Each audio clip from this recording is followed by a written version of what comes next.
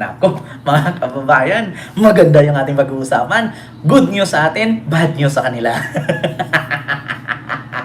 Mga kababayan ko, kumusta na kayo mga putang inang DDS? Oo, nagpakatanga kayo. Akala ko ba 32 million kayo? Bakit ang pirma ni Digong hindi umabot ng 50,000? Eto na nga, mga kababayan. Nako po. Bakit hindi umabot ng 50,000 ang pirma? Hindi umabot ng 50,000 ang pirma. Wala nang pag-asang makauwi pa ang tatay nilang karton. Wala nang pag-asang makauwi pa. At may nilabag pang violation ang mga puta. Kaya tawang-tawa si Maharlika kasi mga tanga sila di ba? Pag mga DDS kasi, ayon sa pag-aaral, sa 10 DDS, 5 ang bobo, 10 sa 10 DDS, 5 ang bobo at ang natirang 5 ay tanga. Di ba? Ito na, mga kababayan.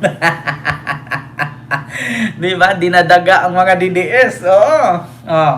So, ayon sa pag-aaral sa Cambridge, England, City of Davao, sa 10 DDS, 5 ang natagpo ang bobo at 5 namang natira ay tanga. Naniniwala sa magic at swerte. Ang tatamad ayaw magtrabaho, di ba? Kaya nagmukha silang gago. So ngayon, mga kababayan, eto na. Nagmukha tuloy na tayo dito ngayon, tula. Eto mga kababayan, natatawa ako mag-isip. Eto, i-share ko lang po sa inyo, mga kababayan, na which is, ito po, basahin po natin basahin po natin. Mga DDS, palpak na naman kayo. Di ba, Ma'am Chaicher? Eto, according kay Istong Totong, ang nag-post ay si Istong Totong 16 hours ago. Tay, dyan ka na lang. Wala nang suporta ang mga Duterte. Sa social media, sa dami ng trolls na DDS, mukha lang silang malakas. Wala nang may tiwala sa mga Duterte. Wala na halos silang suporta. Bakit? Signature campaign ni Duterte para makauwi, hindi umabot ng 50K.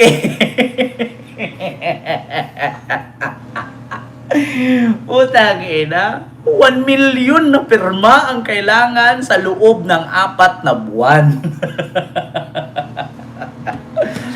Ay, Diyos ko, mga kababayan.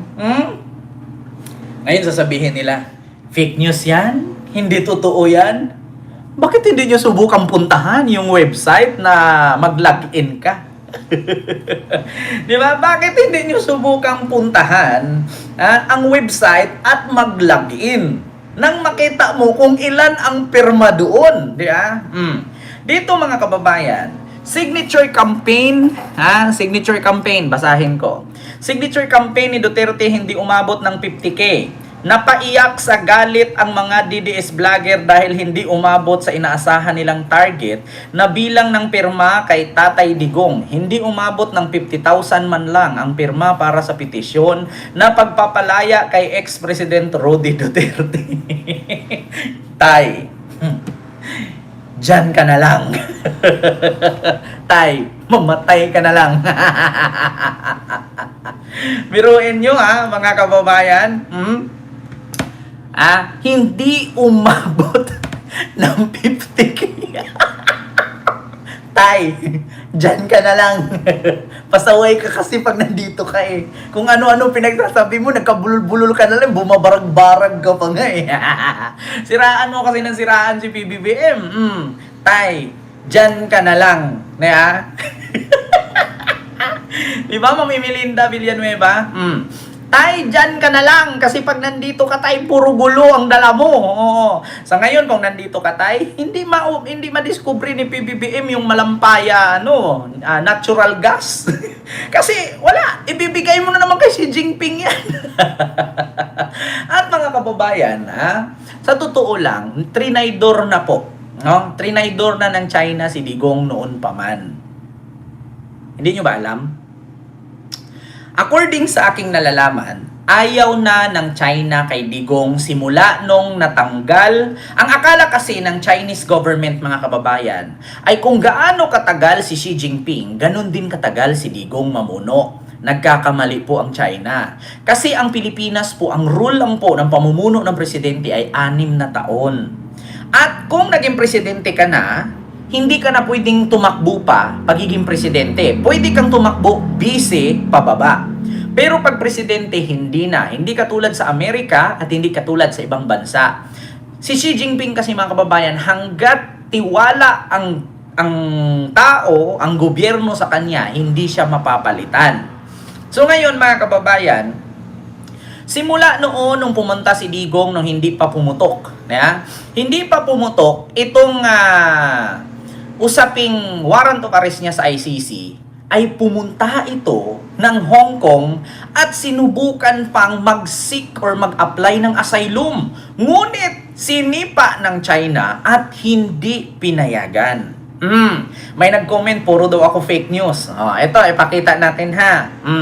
Kung fake news man ito, tignan natin ha. Kung umabot ba talaga ng 50? Ito. Ayan po yung pirma. 40,389. Nasaan po ang 500,000 na pirma? Hindi nga umabot ng 50K. This is more than a petition. It's a collectible call for justice, compassion, and timely action. Together, we uphold due process, humanity, and the rule of law, stand with 1,000 of Filipinos across the globe. Follow the step below to ensure your signature truly makes an impact. So, paano nangyari yan? Puro ka paninira, aba? Pag ako nagsabi ng totoo, paninira? Paano naging paninira yan? Sige nga, ako pa yung nanira. Bakit? Ako ba yung nangalap ng pirma para kalabanin ang gobyerno ng Pilipinas? Yung ginawa nilang pangangalap ng pirma, binabypass nila si PBBM, kinakalaban nila ang batas ng Pilipinas. Tapos ngayon, sabihin niya, ako pa naninira. Diba? Kita ninyo? So, nagpapatunay na yung 500,000 na pirma, hindi umabot ng 50,000, 40,000, 389 lang.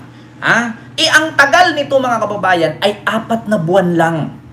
So, kung lumagpas ng 4 na buwan at hindi umabot ng 500,000 to 1 million, ibig sabihin, wala ng pag-asang makauwi si Digong. Tay, dyan ka na lang. Ayan po, mga kababayan. 40,389. So, paano na nasabi ngayon? Ayan o, signature campaign.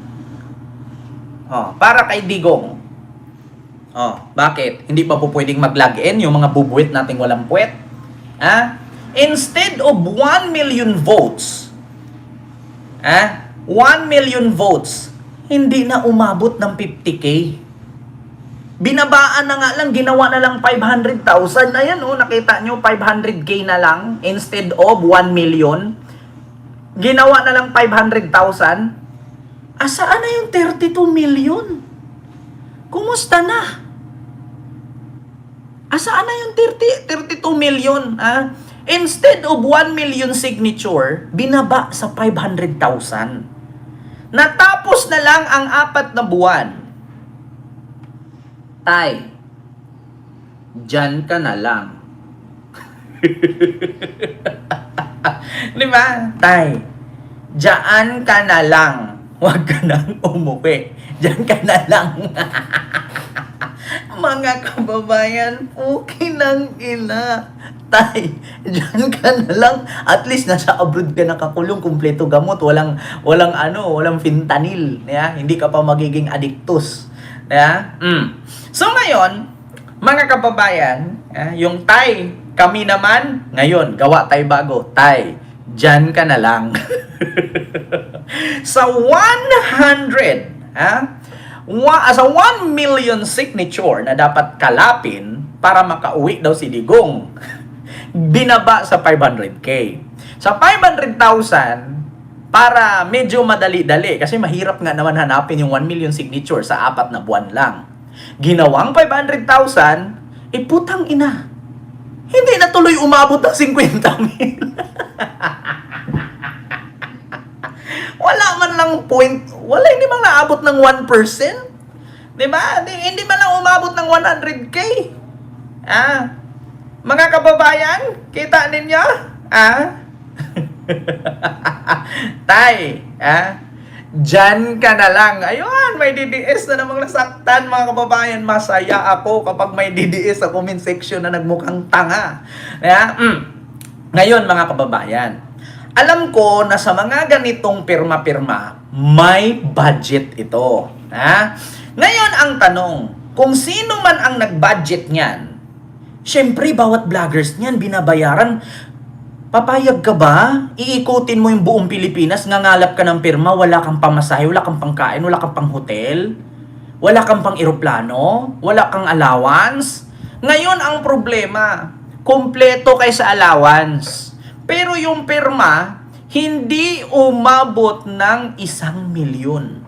Kaya nag-iyakan sila. Mga kababayan, signature campaign, napaiyak sa galit ang mga DDS vlogger dahil di umabot sa inaasahan nilang target na bilang ng pirma kay Tatay Digong. Hindi umabot ng 50,000 man lang ang pirma sa loob ng 500,000 sa pagpapalaya kay ex-President Rudy Duterte. Kita ninyo? Mga kababayan, tay, dyan ka na lang. At bukod dito, mga kababayan, may nilabag pa sila na violation. Anong violation yan, Ken? Ito Ito, mga DDS, sasabihin na naman nila, fake news yan. Lahat ng sasabihin natin dito, may pruweba, may mga researcher, may mga reporter, at merong mga media outlet. Pakinggan natin.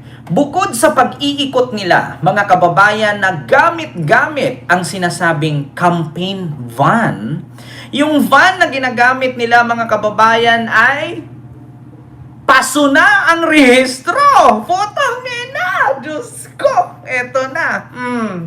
Basta bobo, basta adik, supporter ni Duterte.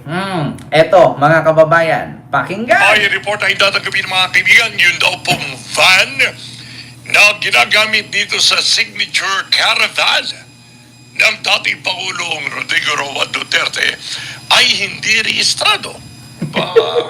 Hindi lang paso, hindi rehistrado. Patay kang bata ka, Yung van na ginamit di umano sa pag-iikot sa signature campaign ni dating Pangulong Duterte, hindi rehistrado. Putang ina nyo, mga DDS. May report Pati ba naman dyan? Kulurong, putang ina nyo.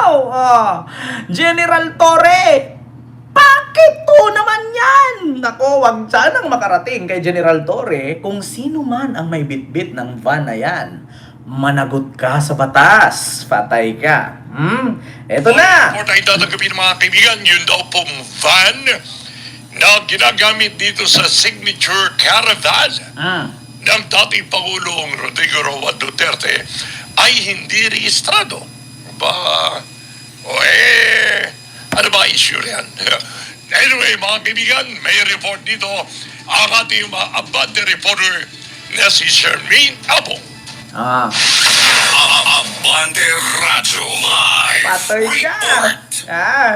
Isang van na ginamit sa isinagawang signature campaign caravan ng mga taga-suporta ni dating Pangulong Rodrigo Duterte noong January 11 sa lungsod ng Maynila ay posibleng expired ang rehistro.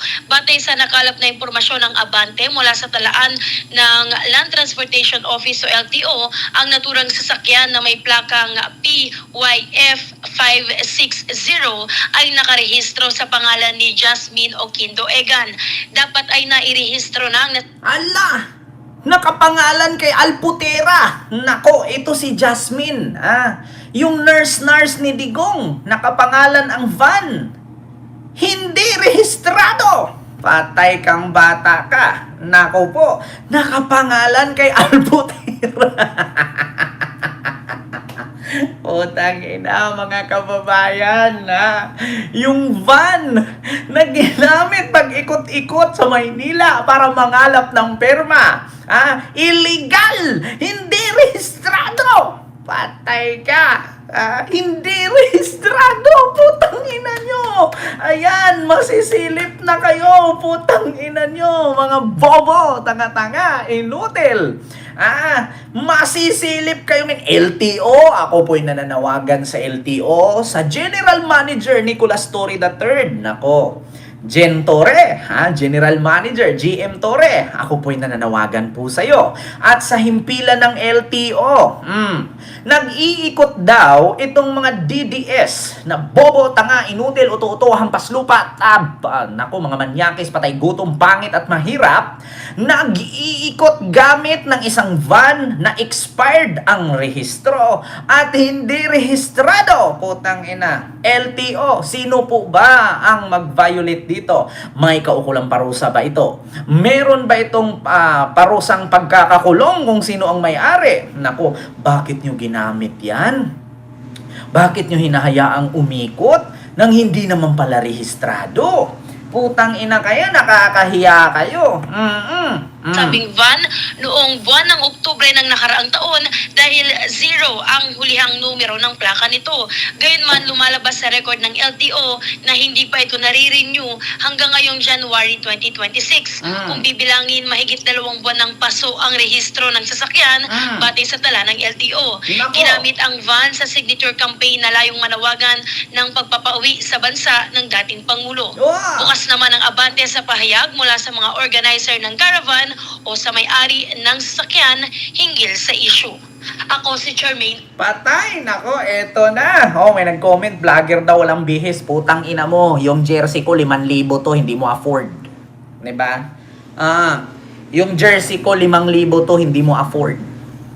Tapos sabihin mo walang bihis. Putang ina mo ka, damit ko pa nga lang, pambigas mo ng isang buwan. Nimal ka.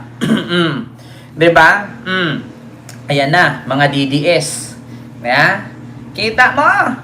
Ayan na, mga DDS. Putang ina nyo, mga bobo, tanga-tanga kayo. Diyos me yung marimar. Alam nyo, sa totoo lang mga kababayan, ang mga damit ko, may mga brand yan noon pa. Pasalamat nga sila ngayon, nagdamit na ako ng ganito. Dati, yung damit ko, puro Adidas yan.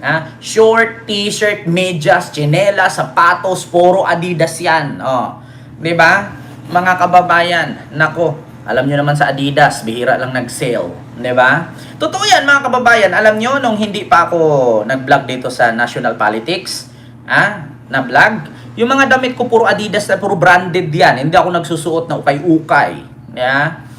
Simula no na pinuna ako bakit ganyan ang mga suot ko, nagbago na ako ng suot. Bumili na lang ako sa TikTok. Kasi yung mga kasamahan ko dati, mga inggitero, pag nagkaroon ka ng 1,000,000, nagkaroon ka ng 3 singsing, 5 singsing, kung hindi nakawin, sisiraan ka sa sponsor. Sasabihin, wag mo nang bigyan yan kasi may singsing. Wala naman kasi akong anak na 5. Iba-ibang magulang. Diba? Diba? Yun, mga kababayan. Diba? So, violated na naman kayo, mga DDS. Hindi na nga umaabot, mga kababayan, ng 50,000 ang signature.